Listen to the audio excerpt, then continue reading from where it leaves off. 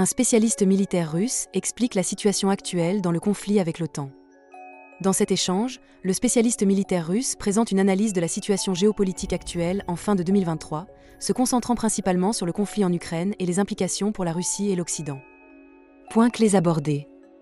Échec de la stratégie occidentale. L'Occident, qui comptait sur une guerre éclair hybride pour affaiblir la Russie, a échoué.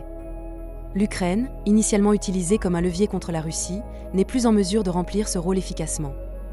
Une nouvelle stratégie est en train d'émerger, avec une implication accrue de l'Europe dans le conflit, tandis que les États-Unis cherchent à se distancier de l'escalade directe.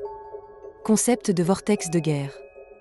Le spécialiste décrit un scénario d'avant-guerre où les circonstances conduisent inévitablement à l'escalade. Les décisions politiques sont influencées par la nécessité de ne pas perdre la face, conduisant à une augmentation des tensions militaires. Implication de l'OTAN et des avions ASC-890. L'apparition d'avions de patrouille radar ASC-890 en Ukraine, opérés par des officiers de l'OTAN, marque une implication directe de l'OTAN dans le conflit.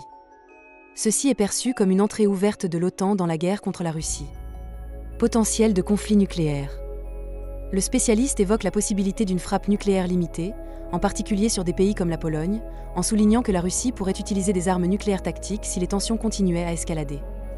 Rôle des États-Unis. Les États-Unis semblent préparer l'Europe à un conflit avec la Russie, tout en se retirant stratégiquement pour éviter une implication directe. Ils transfèrent des responsabilités à l'OTAN, suggérant une volonté de créer un théâtre de guerre en Europe. Réaction et position de la Russie.